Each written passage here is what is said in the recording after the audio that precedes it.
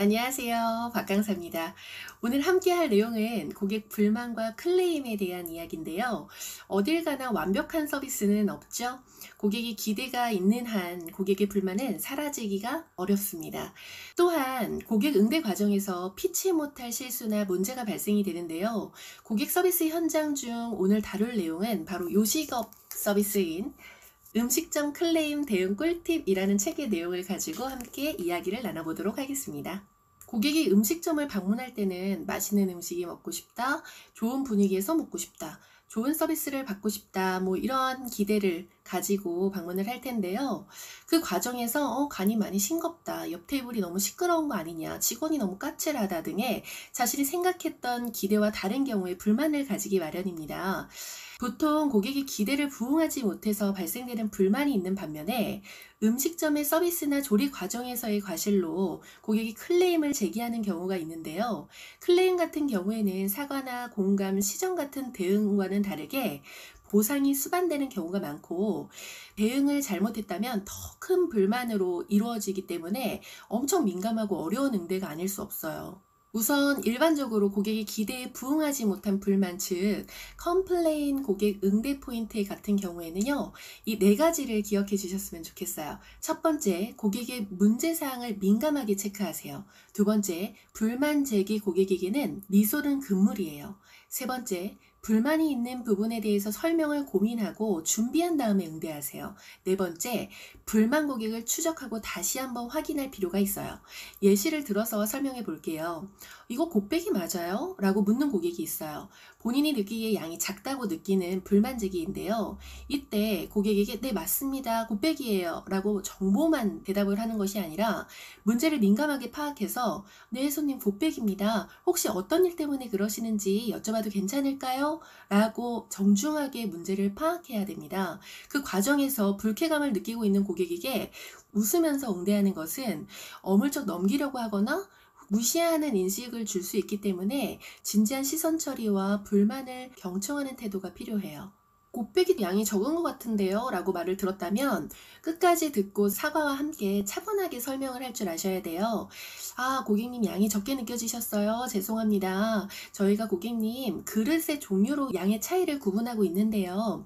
보통의 경우 이것보다 얇은 그릇을 사용하고 있어요. 지금 이 그릇은요, 곱빼기 그릇으로 사용되는 그릇인데 보통 그릇보다 안이 조금 더 깊어요. 그래서 드시다 보면 양이 많다라고 느껴지시게 될 겁니다. 혹시 드시다가 필요하신 부분이나 궁금하신 사항 있으시면 언제든지 불러주세요 라고 응대를 합니다. 그리고 불만을 제기했던 고객들은요, 돌아갈 때까지 주위를 관찰하고 집중할 필요가 있어요. 물 리필 등을 나가면서 실례입니다 고객님, 음식 양은 좀 괜찮으세요? 라고 다시 한번 말을 건네면서 고객의 기분을 끝까지 살피고 불쾌감을 없애려는 노력이 필요해요. 다른 불만 사례 한번 살펴볼까요? 요즘 식당에 외국인 직원분들이 서빙을 하는 경우가 참 많아졌는데요. 한국어가 서툴어서 주문 시 잘 못 알아듣는 경우 고객분들께서 많이 답답함을 느끼시겠죠?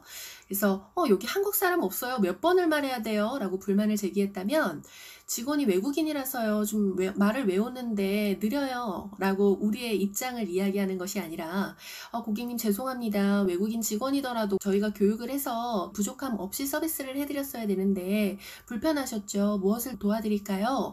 라고 고객의 문제사항을 민감하게 체크를 하세요. 여기서 이러한 문제는 재발 방지를 위해서 노력이 돼야 되고 개선이 돼야 되는 부분이에요. 중간중간 불만을 제기했던 고객들은 식사 도중에 불편하거나 더 필요한 것이 없는지 체크를 하면서 혹시 필요하신 부분 있으면 말씀 주세요 라고 하면서 끝까지 예의주시하는 것이 필요하고요. 계산을 하고 나갈 때도 오늘 저희 직원 때문에 불편하게 해드려서 죄송합니다. 다음에 방문하시게 되셨을 때는 개선된 모습으로 인사드리겠습니다. 선생님 오늘 방문 감사합니다. 라고 인사를 끝까지 하면서 재방문 시 개선된 모습과 끝까지 책임을 다하는 모습을 보여준다면 불만을 제기했지만 직원의 노력하는 모습으로 다시 찾고 싶은 식당이 될 수 있을 것입니다. 이렇게 불만 대응은 불만을 제기한 고객이 원하는 것이 무엇인지, 그것이 왜 이루어지지 않는지, 이를 충족하기 위해서는 어떻게 해야 하는지를 고객과 충분한 대화를 통해서 순서대로 정리를 하면서 불만을 이해해야 돼요. 그 과정에서 고객이 원하는 내용에 대해서 가능한 일과 불가능한 일을 나누고 해결안을 제시한 후에 이를 이해시킬 필요도 있겠죠. 또한 문제가 재발되지 않도록 음식점에서 노력을 한다면 더욱 나아진 서비스와 좋은 서비스로 단골 고객을 확보할 수 있을 것입니다. 하지만 고객의 기대를 부응하지 못해 생기는 불만보다 더욱 조심스럽고 민감한 사항이 바로 클레임을 대응하는 경우인데요. 음식점의 주요 클레임 같은 경우에는 예약 또는 주문 누락 및 착오, 이물질 관련, 고객 물건 분실, 음식을 쏟아서 고객의 옷에 오염을 시키는 그러한 경우 등 직접적인 과실 혹은 일부 책임이 있는 경우에 보상을 수반하는 경우가 있죠. 클레임 대응은 컴플레인 대응과는 다르게요. 사과와 공감, 문제 해결, 재발 방지 약속만으로는 끝나지가 않고 체계적인 클레임 대응 수칙을 마련하고 클레임 발생에 대한 세세한 기록과 구분이 필요해요. 예상되거나 일전에 발생됐던 클레임의 내용에 따른 보상 규정이나 대응 매뉴얼을 만들어서 더 큰 클레임을 번지지 않도록 하는 것이 필요해요. 또한 클레임 대응 과정에서 고객의 마음을 상하게 하는, 감정을 상하게 해서 더 큰 불만으로 번지는 경우가 있는데, 고객의 감정을 상하게 하는 말에는 세 가지 종류가 있어요. 첫 번째, 고객의 생각이나 말을 부정하는 말. 두 번째, 고객의 가치를 인정하지 않는 말. 세 번째, 고객의 입장을 무시하는 말, 즉 자신의 견해만 주장하는 말을 말합니다. 고객의 생각이나 말을 부정하는 말 같은 경우에는요, 모르겠어요, 안 됩니다, 뭔가 잘못 알고 계신 것 같은데요, 그게 아니라요 등 같은 것이 있는데, 이러한 말보다는 제가 다시 한번 확인해 봐야 될 것 같습니다, 아 그렇게 알고 계셨어요 같은 긍정의 말로 전환을 해서 이야기를 할 필요가 있고요.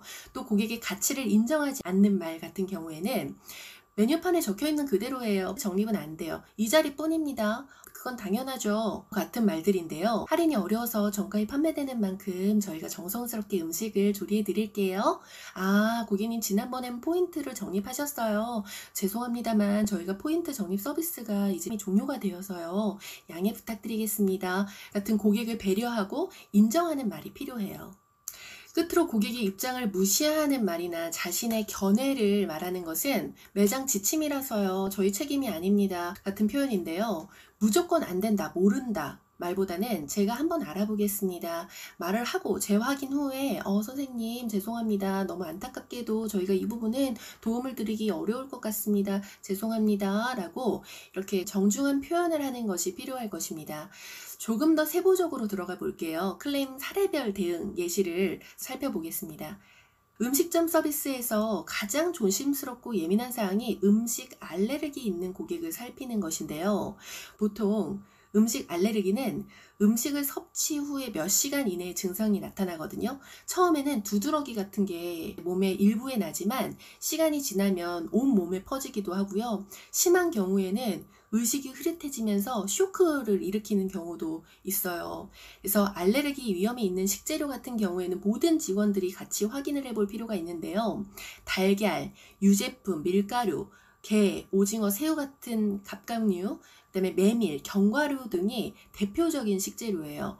이 목록을 직원과 함께 공유를 해주시고요. 만약 고객이 여기 땅콩 혹시 들어가요? 라고 묻는다면 알레르기가 있는지 여부를 꼭 확인할 필요가 있어요. 또한 이것을 주방과 책임자에게 공유를 해서 조리 과정에서 사용하고 있는지도 더블로 체크할 필요가 있겠죠? 이건 제 얘기인데요. 얼마 전에 가족들하고 오딱을 먹으러 갔는데 음식점에서 의문의 흰 알약을 건네면서 오딱 안 먹어보신 분들은 하나씩 드세요 라고 하면서 약을 나눠주는 걸 보고 저 정말 많이 놀랐어요.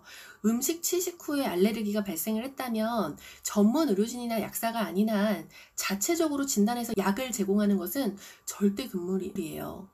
음식 알러지가 있는 고객 같은 경우에는 본인이 소지하고 있는 알레르기 약이 있는지 그것부터 확인을 하시고요. 재빨리 무엇을 얼마만큼, 식사 후 얼마나 지금 시간이 경과를 했는지 그것들을 체크해서 메모를 한 다음에 필요시에는 병원이나 약국을 동행하거나 혹은 연락을 취하는 것이 좋습니다. 또 다른 클레임의 예로는 직원이 실수로 손님의 의복에 음식을 쏟아서 오염을 시켰다면 즉각적으로 사과를 하고 다친 곳이 없는지 살펴보셔야 돼요. 즐겁게 식사하시는데 정말로 죄송합니다. 멋진 양복이었는데 제가 큰 실수를 했어요. 혹시 다치신 데는 없으세요? 라고 물어보는 거죠. 이때 다른 직원들도 빠르게 쏟아진 음식들을 같이 치워주시는 도움을 주셔야 돼요. 옷에 묻은 얼룩은요, 시간이 지날수록 지워지기가 더욱 힘들고 더 많이 번져요. 그래서 티슈나 천 같은 것을 많이 준비해 주시고 꾹꾹 눌러서 흡수시켜주는 것이 필요한데요. 무턱대고 고객의 몸에 손을 대면서 막 닦아주는 행위는 정말 위험할 수 있어요. 그래서 최대한 많이 준비를 해드리고 정중하게 사과를 하는 것이 좋습니다. 그리고 이때 죄송한 마음을 담아서 클리닝을 맡기거나 고객이 클리닝을 할 수 있도록 보상을 해줘야 되는데, 특히나 클리닝을 맡길 경우에는 원인이 되었던 요리의 재료나 이 조리미료 등을 파악을 해서 꼼꼼히 메모를 해서 건네주는 것도 필요하고요. 오염이 심한 경우에는 1차로는 안 되고 한 2, 3차례 반복해서 클리닝을 해야 되는 경우가 있어요. 그럴 경우에는 음식점 자체적으로 얼마 정도의 클리닝 보상을 제공할 것인지를 사전에 지침으로 마련을 해서 대응하는 것이 필요하겠죠. 또 음식점에서 종종 발생되는 클레임 중에는요, 음식에 이물질이 나오는 경우인데요.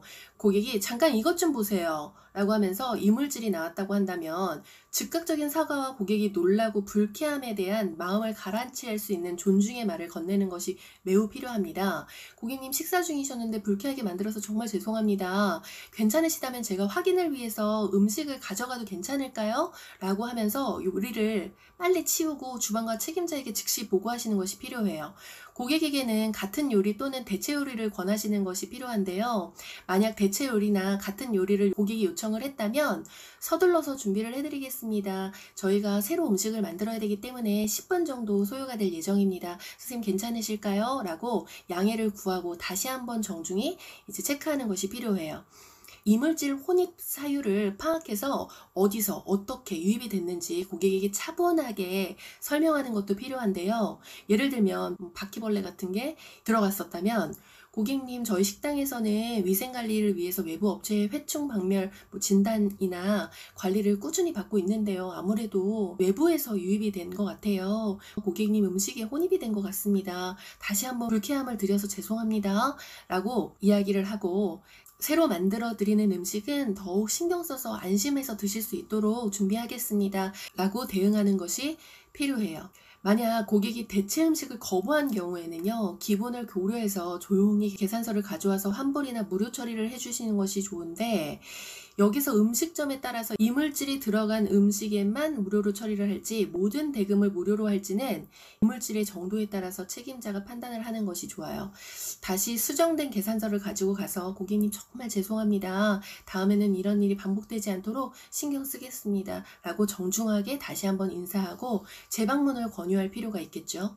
재방문 권유 같은 경우에는 다시 방문해 주신다면 이런 일이 발생되지 않도록 철저히 신경 쓰겠습니다. 정말 죄송했습니다. 라고 이제 끝까지 책임을 다하는 모습이 필요합니다. 마지막으로 고객이 신발이 없어진 경우를 살펴볼게요.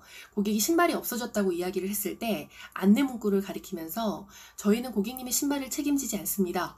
이렇게 무심하고 음식점의 입장에서만 대응을 하기보다는 관심을 가지고 최대한 도움을 주려는 모습이 필요해요. 고객님 많이 놀라셨죠? 신고 오신 신발이 어떤 색상인가요? 혹시 끈이 있는 건가요? 어떻게 생긴 건가요? 라고 고객이 신발을 구체적으로 묻고 차분히 진지하게 도움을 주려는 모습이 필요해요.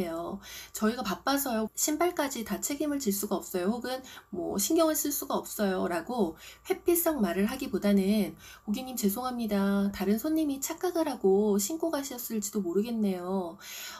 모처럼 즐겁게 식사를 하러 오셨는데 돌아가실 때 폐를 끼쳐서 어떡해요? 라고 하면서 고객의 마음을 이해하는 자세가 필요합니다. 식당에서는 이러한 문제를 대비하기 위해서는 저렴한 샌들 같은 거를 구비해 두고 고객님 정말 죄송합니다.